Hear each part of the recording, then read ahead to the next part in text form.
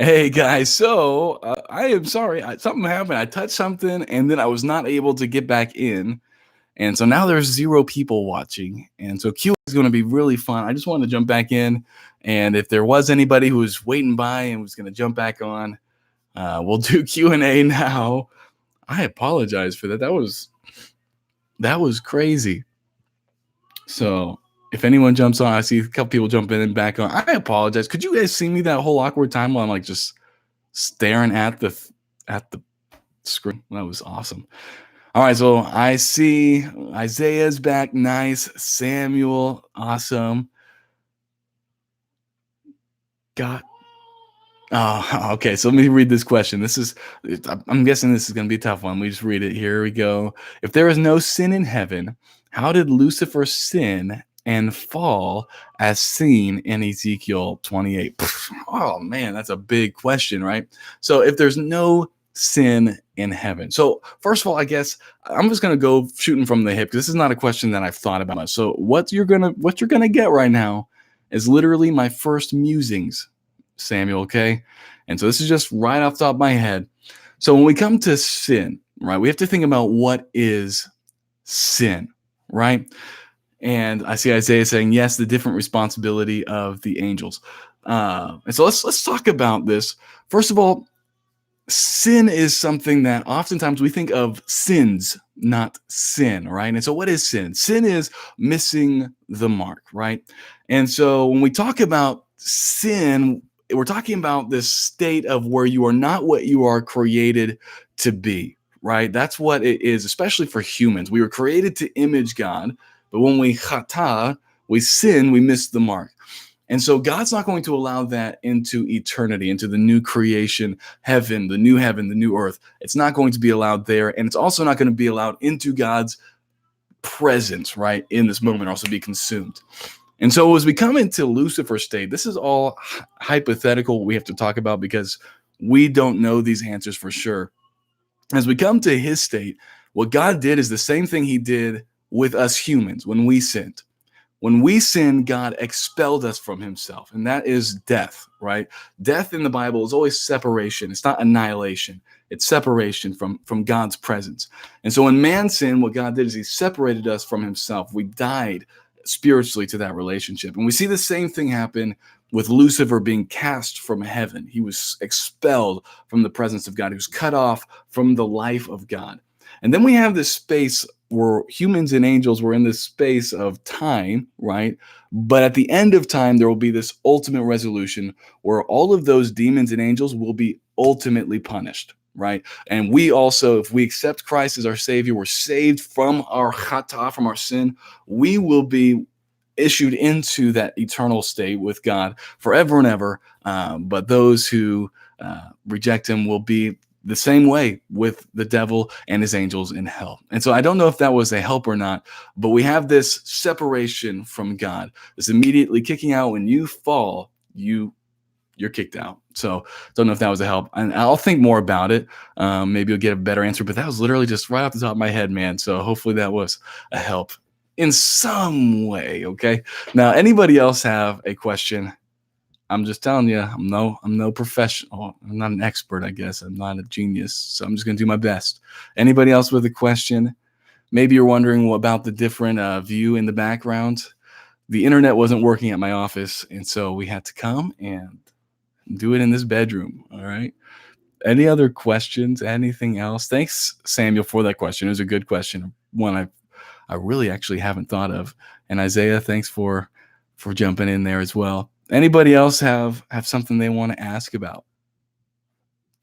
All right, guys, I don't see anything else popping up there, but there is a book that I'm working on. I see. Is this my kids? Oh, you have some water? Kos hamayim? Oh, thank you. So we've been learning Hebrew with our kids, and he said kos hamayim, glass of water. So there we go. All right, how do you go up there, bud? And so let us. Oh yeah, so talking about the little book that's coming out. If you guys want to help out with that and like critique it, be part of the book, launch team, there's some information in the description below. But I'm looking here at how many angels can fit on the head of a needle. Isaiah? You're fired. Get out of here. Okay. Uh, Irrelevant. All right. So let's talk about Samuel's. What do you think about the gap theory? I'm actually not a proponent of the gap theory. And if you are watching and you don't know what the gap theory is that there was a gap. Now, I'm just going off the top of my head again. This is not things that I've been researching recently. There was a gap in the creation story. And I believe, let me see, that it was in between Genesis 1 and 2. Would that be correct, Samuel? I believe it's between 1 and 2, there's this big gap, or in between 2 and 3, there's a gap of time where things began. The evolution was allowed. Is that kind of right? This is just going off from my head. I'm not a. I think the Bible is just the way it is the way it is, and so I just read through this and I see, in the beginning, God created the heaven and the earth. And the earth was without form and void, and darkness was upon the face of the deep, and the Spirit of God moved upon the face of the waters. And God said, "Let there be light," and there was light. And so what begins to happen is there's actually this beautiful narrative in Genesis 1. Genesis 1 through like 11 are my favorite chapters because they're so rich. But what he's trying to show you is that there is this formlessness, and God can take he can take formlessness and structure it. And then the second half, he takes what he has created and then he fills it. Okay. And there's a sermon, man, I wish I could link to it. One of my good friends, AJ Lutrick, he talked about it, and so good about Genesis chapter 1 and just the poetical structure here. And it's not a poem, but just the way that Hebrews wrote this. Oh my goodness, the way they think in the Hebrew mindset is so rich. It's so good. And so that has been one of the greatest things. So he's taking this formlessness and he's adding structure. And that's a theme that plays throughout the rest of the Bible. And then he takes that structure and he fills it. And so I'm not a gap theorist. I think that God, he created it. Okay. But obviously you can do some more research on that. Hopefully that was a help. I see, Brother Gary P. What materials are you using to learn Hebrew? I would love to learn that language. Oh, man. And so I've done two different things. The one that I did by myself, it was a college course that was kind of sponsored by the university in Jerusalem. It was eTeacher, I believe it was. And that was pretty expensive. And I went away. I learned a lot about the grammar, but if I were to sit down and try to read it, I would have to like interpret it. But I'm doing something else right now, and I believe it's online. Let me see what it is. I just want to. I'm really enjoying this. You saw how young my little kid was. They're watching it. They're learning Hebrew as well. It's called Biblical Language Center Online, and I am loving it so much. What it does is it shows like these pictures, and as you're watching the pictures, it just only says Hebrew. That's it. And so you don't get to think in English. It's like this, which is like kos, right? And so you would only see kos, and you're like, what? And you'd watch that over and over again. There's a bunch of different pictures that kind of flow through it and be like, hakos. And then later be like, kos hamaim, and it'd show you mime. And so it kind of combines everything.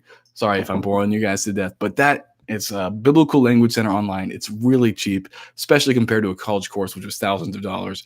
This one is $60, I think, for the initial course. I could be wrong. And then you can buy other courses that are a couple $100. Well worth it, I believe. So thanks, Gary, for that question.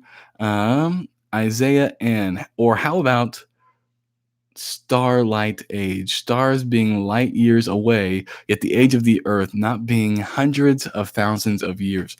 When I think about that, it's a great question, Isaiah. I think, what came first, the chicken or the egg? The egg, right? It's a question of which one originated the other. Did the chicken birth the eggs, or did the eggs birth the chickens? And I think it's the chicken, right? God fully formed things, and the fully formed things produce the reproduction, which I think there's precedence for in Scripture. And so I think that God, when He created the world, He created it the way it's supposed to be. So He created chickens, not eggs.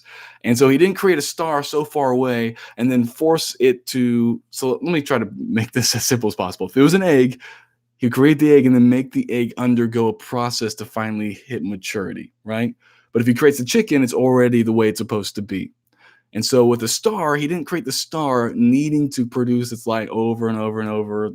He created like the chicken, fully maturity. The light already reaches where it needs to reach.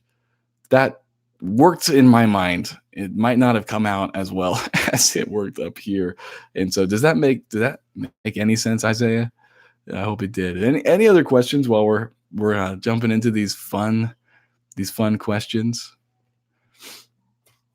One day maybe we'll have to talk about light because light is interesting and uh, equals mc squared. That's a fun topic, especially when it comes to the Bible. But are there any other questions?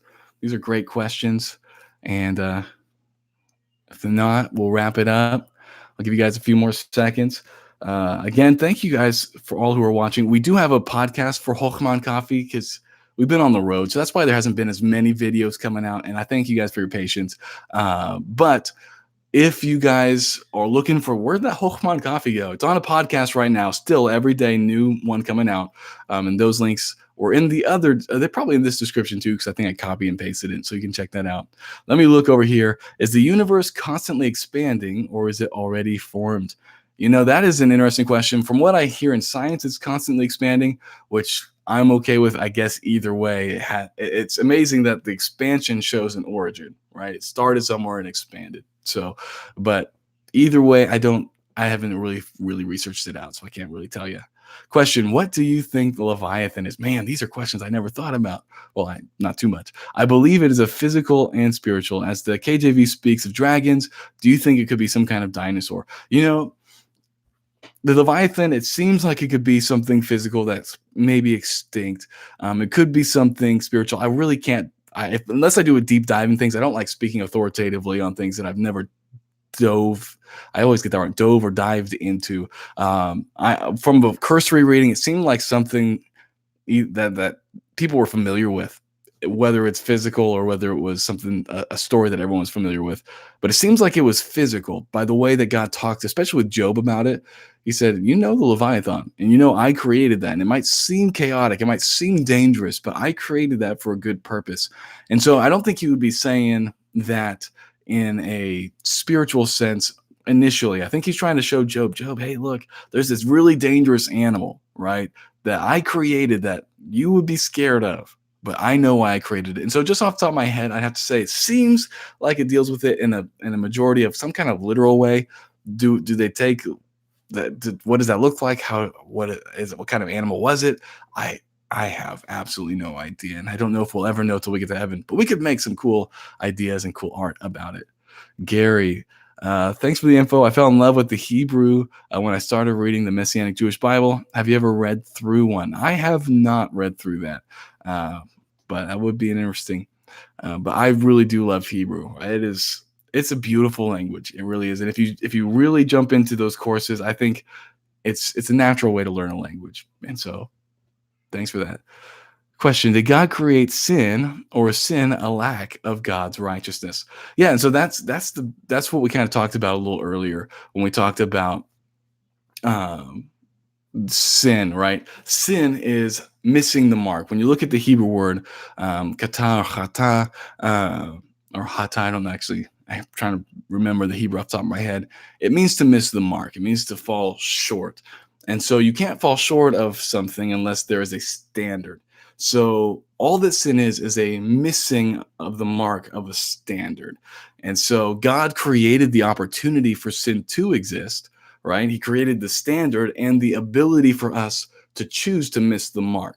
And so in that essence, he created the opportunity for sin, but man was the one, the Bible says, for as by one man's sin entered into the world. We are the ones who actually brought it into this creation when we chose to go against God. And so that's where the death by sin and sin for all have sinned, those things kind of pass on. So God created the ability, the opportunity, I guess you could say, for us to miss the mark. And that's where I'd go with that. Sorry if these are not as expansive as you would want. You can ask more follow-up questions if you would like. Can you help me with understanding who the sons of God were in Genesis? Let's look. And now, Miss Cindy, I think that is. Could you like give me a specific reference, right? Because the sons of God, there are different references. Sometimes the sons of God could be talking about one thing or another thing. And so if you can give me a specific reference, I would love to see. Now, I'm telling you, these are ones that I haven't looked into too much, but I might have an opinion on that later I'll say, "Wow, that was terrible and that was wrong." But let me just look at it. What Genesis 6:2? What do you think about the Nephilim? Let me look at Genesis 6:2 real fast. 6:2. And this is probably what you're talking about, Miss Cindy, with the sons of God. And the sons of God saw the daughters of men that they were fair and took them wives, all of which they chose. Um, and they continue on. Lord, my spirit shall not always strive with man, for that is he's also flesh, as they shall be 20 years. I'm trying to find the Nephilim. Oh, okay, it's verse 4. Yeah. So as I look through this, there's really two options, and they both of them they kind of have these weird holes in them. You have either the sons of God in this thing, or angels, right? Fallen angels who had immoral relations with ladies, and it produced these giants, which would be that Hebrew word Nephilim, right? Uh, which would be okay, interesting. What are these things? How did that happen? Was it angels doing that? I don't know if angels can do that, if that's something they do. Since Jesus talked about angels, not being married or given in marriage, is that really something they can do? We have to answer these questions, and we don't have all of the resources needed to really answer those questions. Or you could say that these were the line of Seth, as some people say, and this was human lady or the line of Cain, and they intermarried. But then you wonder, why were there giants? So there's questions on both sides. I've never been dogmatic on either, but it is an interesting thing to study out. But this is the thing. I know I love these questions, but here's the thing we have to think about. These are questions that we can mull over on our minds and think about, kind of like this question. Ready? Did Adam have a belly button? Yeah, I don't know. I really don't. But is that really now? Is that something that's going to help me grow as a Christian? And so I love these questions, and the reason I'm not being dogmatic on them is because I have not studied them too much, and they're not something that I see as essential in my Christian growth. So it's not something I spend a lot of time on. If you do spend a lot of time on them, that's totally your thing. But whenever I'm trying to study something I spend a lot of time on, I want it to be something that will help me become more like Christ and help others become more like Christ. So as you ask these questions, you can ask the crazy question. That is totally fine. But also think of questions that maybe they're really essential, right, in our Christian walk. Let's look at what Gary said. He said here in the Gospel of Mark, the word euthus is used 41 times. It's only used 21 times in the rest of the New Testament. Why did Mark use that word so extensively? Now, I'm not quite sure. Define euthus for me, and then we'll talk about it and I'll look it up a little bit, okay? Uh, I'm definitely not as good in my Greek as I am in my Hebrew. So let's look at the next one. Anytime you see the sons of God in the Old Testament, it always refers to being created directly by God. The sons of God in the Old Testament are an interesting study. And that is true. That is true. Someone that was created by God. I love that. So, do you think the rich man and Lazarus is a parable in Luke 16, or is Christ describing an actual event? Since that was the point I was about to bring up. Since Lazarus is named, that's usually why I think it's a real event. That's my opinion, right? I believe it's a real event because he usually doesn't name people in his parables, but in this one, there's somebody.